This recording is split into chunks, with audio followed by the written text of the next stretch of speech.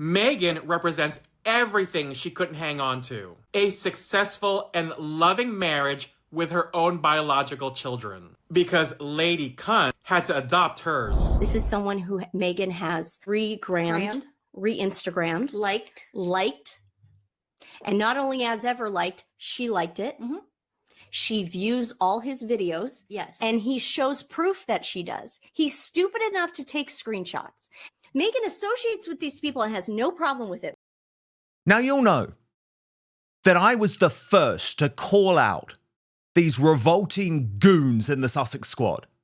And the fact that the Duchess herself, the fake Duchess as I call her, has been working with these imbeciles, with these bots, with these paid PR trolls to become, I believe, the biggest internet trolling operation in the history of the World Wide Web. And the mainstream media have never wanted to talk about this. Even when the Sussex Squad were going after Catherine, the Princess of Wales, going after the Queen, they've never wanted to talk about it. They've never challenged the fact that Meghan and Harry claim to be campaigners for a clean internet, but have the biggest gang of trolls who they endorse.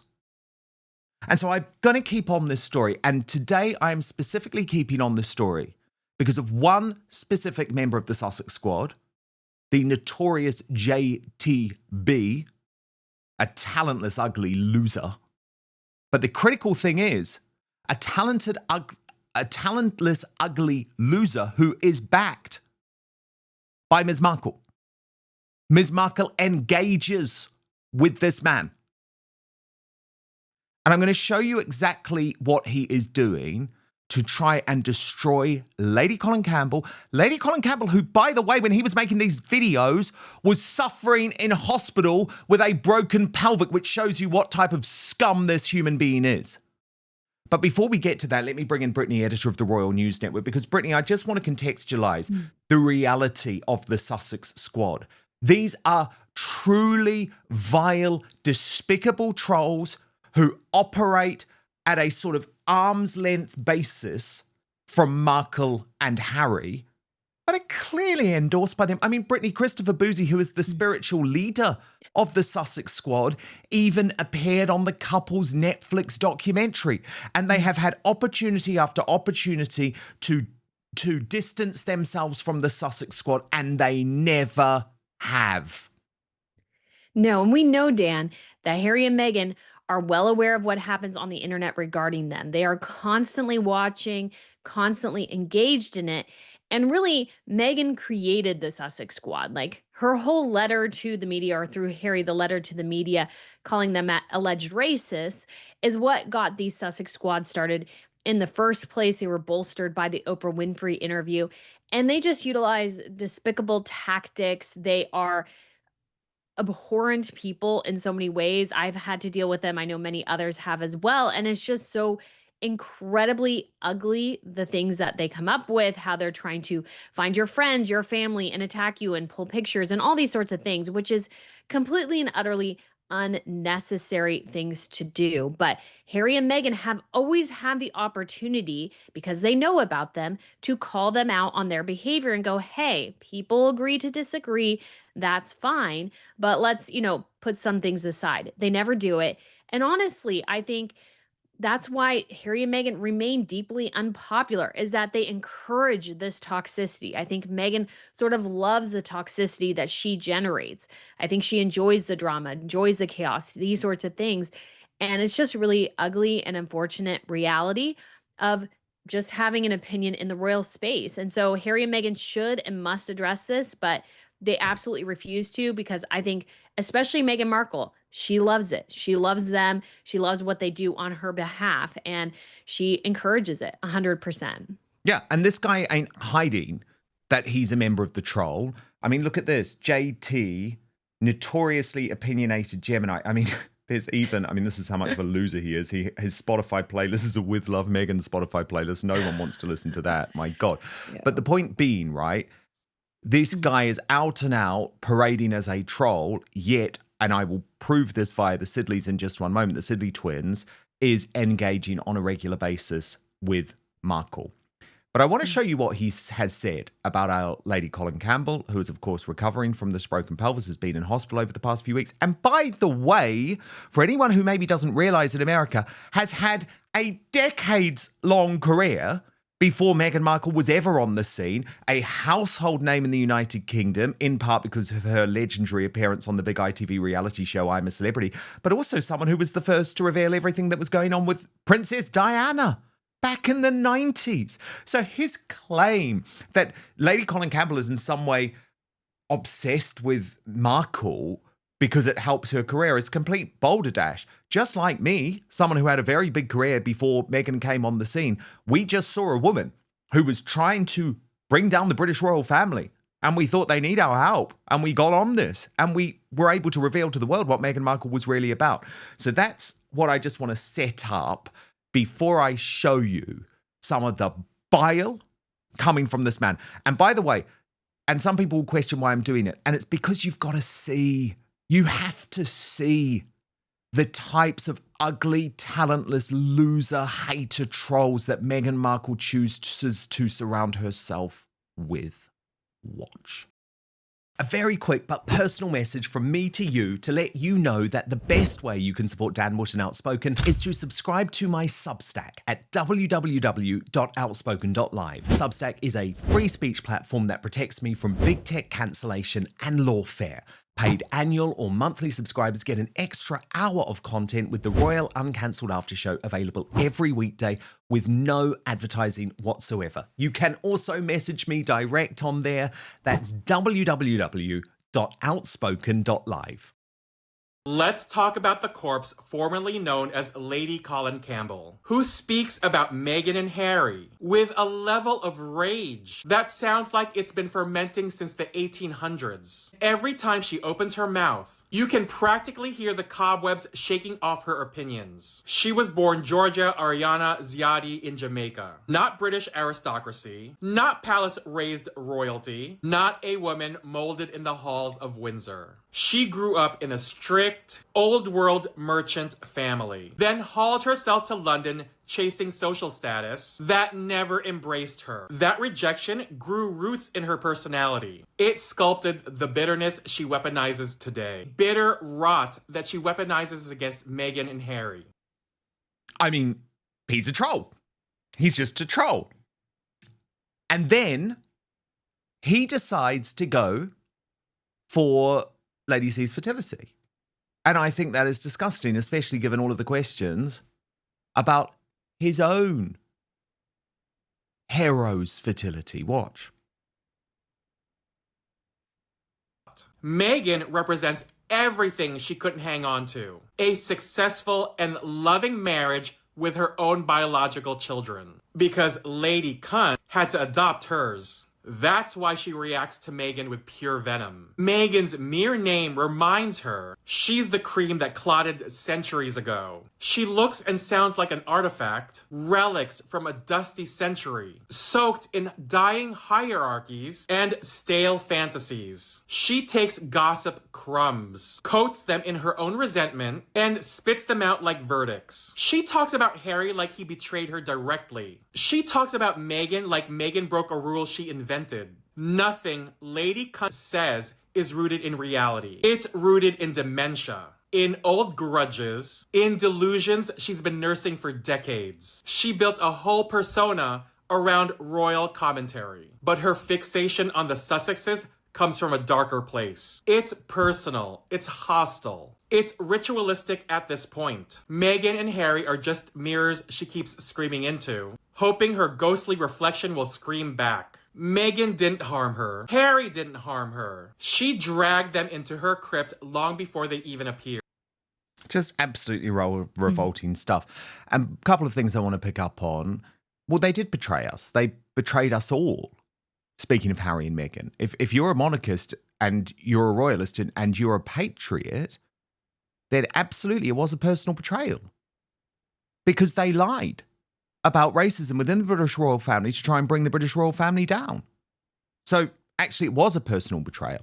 Now, to claim that Lady C has dementia is utterly ludicrous. I mean, I've spent a lot of time with this woman, including recently, and she's one of the sharpest tools in the shed.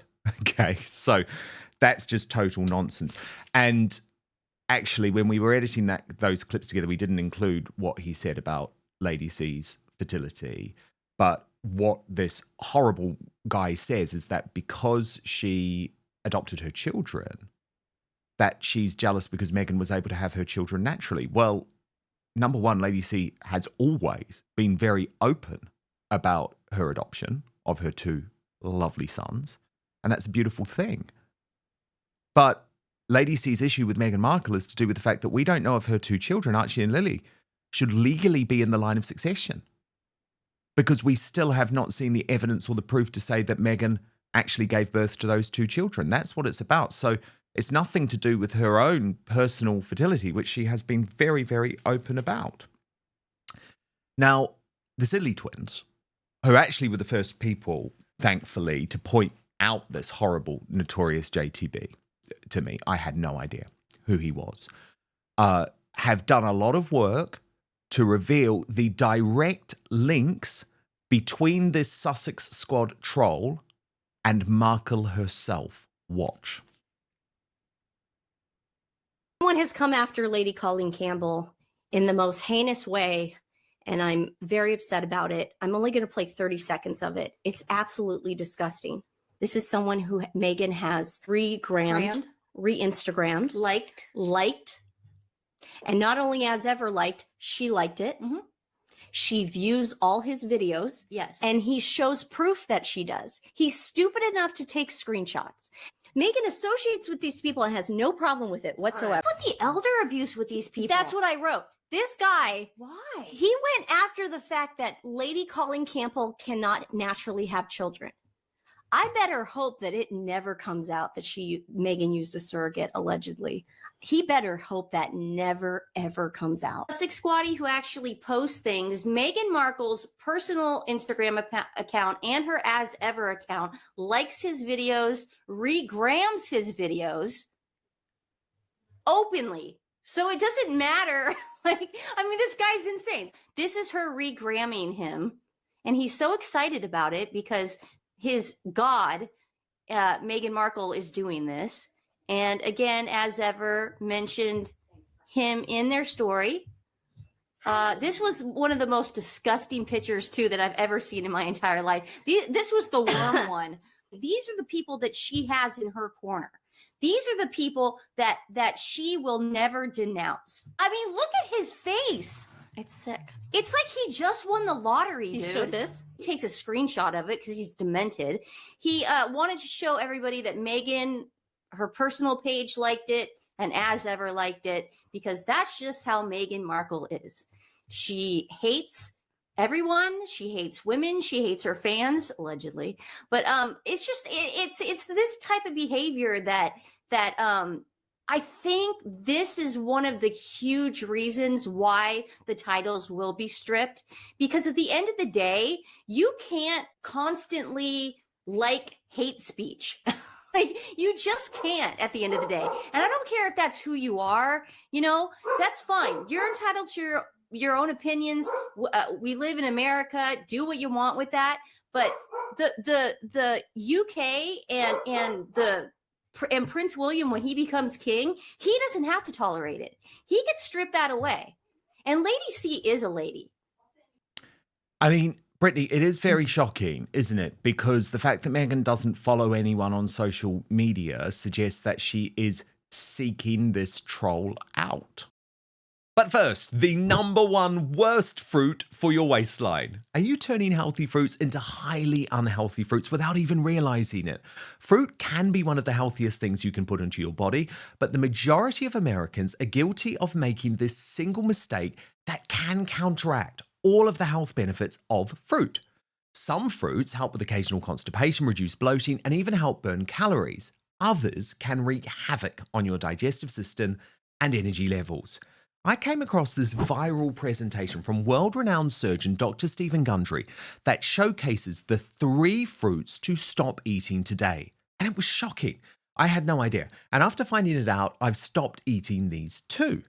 I'm going to put a link for you all to watch it because I want you to gain this information. I think it's truly important. You can watch it right now at thehealthyfat.com/outspoken. That's thehealthyfat.com/outspoken. I also linked it in the description box below the video too, so make sure to click on it or just go to thehealthyfat.com/outspoken. Oh, and by the way, eliminating these fruits could forever change the way we help increase energy levels, decrease brain fog, support digestion, and even lose weight. So make sure to click below or go to thehealthyfat.com/outspoken to find out now. Dr. Gundry has lost 70 pounds himself using his research and has kept the weight off for over 20 years and counting. His digestive issues are gone, his health is fantastic, and he feels younger and healthier today than he did in his 40s. His video has been watched by over 20 million people to date, and you can watch and learn more about it at thehealthyfat.com/outspoken. It's linked at the bottom of this video, but he'll teach you exactly how he has kept his weight off for free at thehealthyfat.com/outspoken. Just click on the link in the description below the video. But now, back to the show. It does. And we have a lot of evidence for this. You can see this that she's constantly and Harry are constantly clapping back against what they're seeing on social media. But I do want to address obviously a little bit of what this guy does. I think I've seen him mentioned a time or two. Haven't seen really anything that he's done, but he exemplifies what so many of the Sussex Squad people do, which is that they automatically take what you are offering as, let's say, legit criticism of Harry and Meghan, and immediately going with an ad hominem attack and misdirecting your actual argument. And it's kind of a logical fallacy, and it reflects that they can't actually argue you on the merits of your argument. They have to attack you personally because that's the only option that they have. They don't know enough about royal protocol to really address anything that you're bringing up. And so they constantly have to move it to these personal attacks against, let's say, what you look like or your family or, in Lady C's case, deplorably going after her fertility or whatever. It's these disgusting tactics that really have nothing to do with sort of the greater conversations going on within the royal sphere. And yes, not everything said about Meghan, I would argue, also falls into some of what is said against Meghan does fall into that ad hominem thing. But at the same time, her squad uses it all the time. They can't really defend her on the merits of the actual arguments. And this shows again how sort of deplorable her fan base is that they have to resort to these tactics and how little they know. And it's very frustrating to address or try to address some of these issues, and they're not really even worth arguing with because they really have nothing to stand on. But Meghan loves this. She is, in my personal opinion, very much has high school, middle school, mean girl energy. And so she loves this type of behavior, I think. I think she encourages it, obviously, with this gentleman. She encourages that level of behavior. She likes it. She enjoys it. And she wants people to do that. And I think that's pretty disgusting, in my opinion. Yeah, and by the way, it's not just commentators like Lady C who he has targeted. Like other members of the Sussex Squad, he targets the real royals. And so this is Meghan endorsing and attacks on her own family. I mean, look at his graph about Queen Camilla, claiming that Camilla is down in the popularity stakes compared to Meghan, which is ludicrous anyway. But look at what he's nicknamed her, Brittany, Cow Miller. Yeah. I've seen that before. Says it all. It does. And this, again, Dan, goes to sort of the horrible attacks that her fans do. She wants them to attack the royal family. She, again, enjoys it because she feels like in some ways she has tried to do that and that route hasn't totally worked. And she can let them loose, encourage them, and they feed off it. And so it's just this little negative toxicity little group that she has created and fosters. And she wants them to attack the institution of the monarchy, which is sort of ridiculous because the whole entire reason she has that squad in the first place is because she married into the royal family and no real other reason. And I have to say, and some people might disagree, but I think some of the, let's say, most racist people within the royal sphere are, in fact, Meghan Markle's fans. And so they are the worst of the worst when it comes to that because they see the color of your skin. You say, well, you don't like her just because of that. And that's obviously not true. Again, there's so many reasons why people don't like Meghan Markle. And the more she fosters these type of people, the less people are going to like her, because if they just happen to have, let's say, a little bit of a complaint or a question or whatever, they get mercilessly attacked for it completely unreasonably, and it turns people off her 100%. But I think at the same time, she loves it, so she can't seem to let it go. Pretty interesting new reporting from Paula Frolick of News Nation, who has revealed in an exclusive, although this is something that we've also been discussing for some time, Prince William to change the monarchy forever. No titles for Beatrice. She writes, Prince William is gearing up to become king sooner rather than later, I'm told, and his vision for the monarchy is going to look very different from his father, King Charles's reign. Fewer titles means there is less of a chance, for a degenerate like Prince Andrew, now called Andrew Mountbatten Windsor, to slip through, which means, as I previously reported, Harry and Meghan will lose their titles, as well as Princesses Beatrice and Eugenie. And it's interesting, isn't it, Brittany, that she's now just reporting this as a fact. You know, it's not Harry and Meghan might lose their titles. William might consider some type of punishment for them. It is Harry and Meghan will lose their titles. It's very interesting, Dan. And honestly, it is hard to argue that you could strip the titles from Harry and Meghan and not do it to Beatrice and Eugenie as well. I don't think they necessarily deserve it. But I understand for the future of the monarchy, they have to address this issue. They cannot let it fester for too many years. But sort of the problem with Andrew is not that he had a title. The real problem with Andrew is that his behavior was allowed to go on for so long. He was allowed to abuse his position within the royal family for so long that it resulted in sort of a catastrophic, oh my gosh, the royal family might fail scenario. And so I think the actual bigger, let's say, thing to address in the future for the royal family, and I think the Waleses are doing a fantastic job at raising their family. Obviously, we won't really truly know about the children until they become adults, but it seems like the ground has been firmly laid. But I think the future more resides in how do you quickly address royals, let's say, that are stepping outside their bounds. Like Andrew, he was going on those trade envoys and he was wheeling and dealing for himself along with the British people. And that was not his job. His job was to represent the UK, not himself. And so I think the bigger issue is how do you address, let's say, deviations in behavior early, kind of like disciplining children. You got to discipline them early because once they get older, it becomes more difficult to manage. So I think the bigger question, I think, for the royal family is not just, oh, we need to, limit the titles because, oh, somebody might go rogue. It's how do you, let's say, keep the titles people have and not allow people to go rogue, or address them, or have a way to, let's say, strip the titles if somebody goes, I don't want to be part of the working royal fold any longer. But again, not surprised that if you do it to Harry and Meghan, which I think is very much in the future, it's difficult to argue that you can't do it to Beatrice and Eugenie as well, just to say, oh, we're cleaning up everything. It kind of avoids targeting directly Harry and Meghan in that scenario. Yeah, it would be very strategically smart, to be honest. It would. Interesting, too, that Prince Andrew's friends are hitting back at both the US Congress and the British Prime Minister.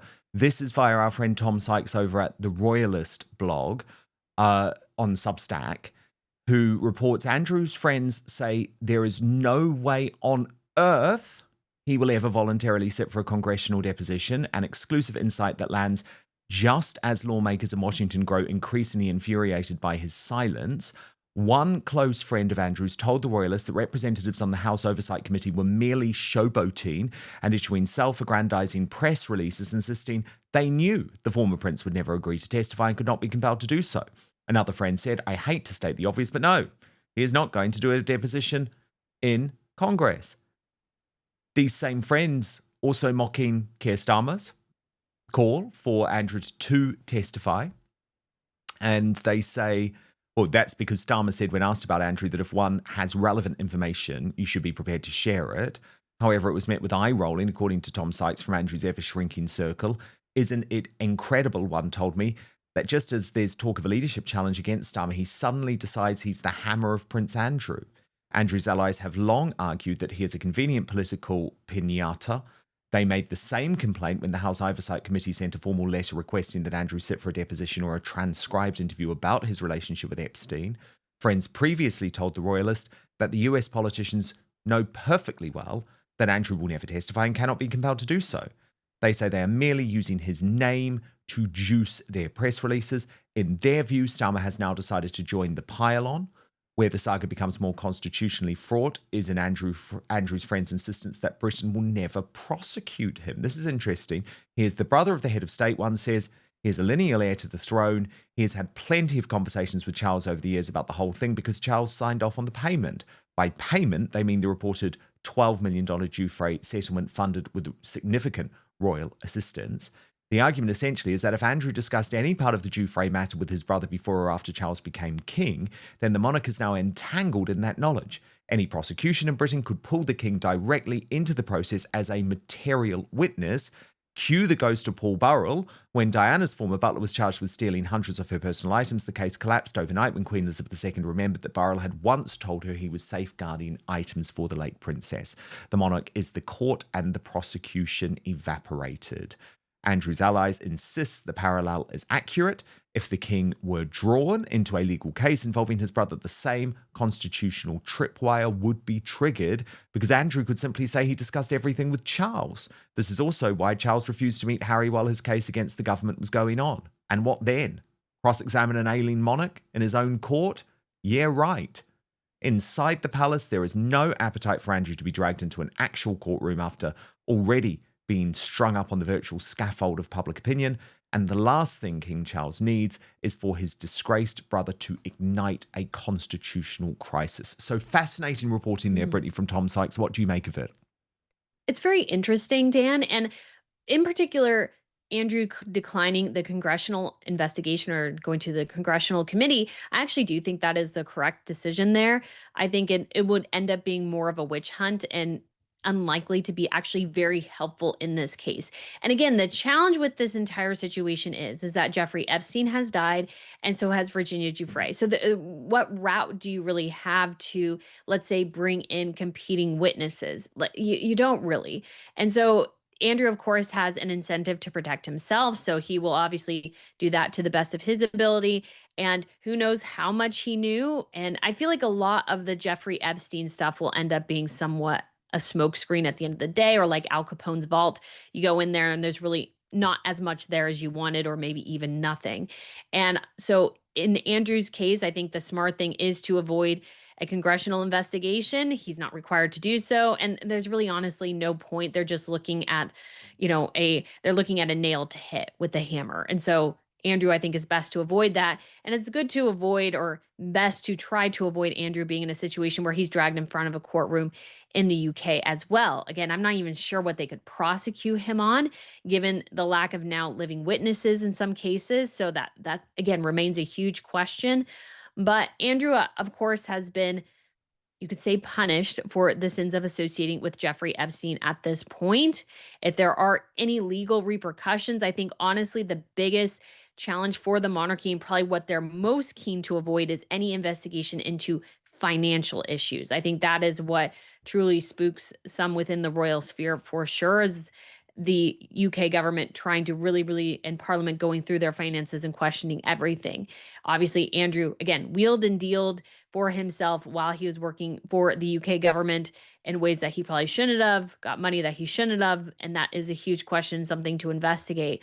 But when it comes to this overall view, I think at this point, avoiding Andrew being inside a courtroom, keeping him happy up there in the Sandringham estate is really the best way for Charles to go.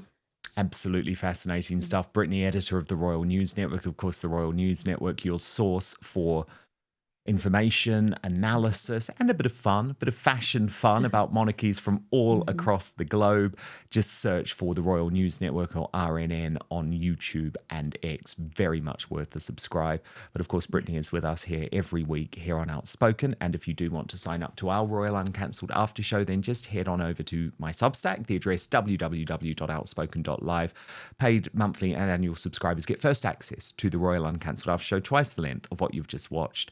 And you get it either live or on demand, whichever you prefer, with no advertising whatsoever. Substack is a brilliant free speech platform. It really protects me, actually. So I would love you to be part of the community there. www.outspoken.live is the address. You can message me, by the way. Paid subscribers can message me directly on Substack as well. And I always read them. Thank you so much.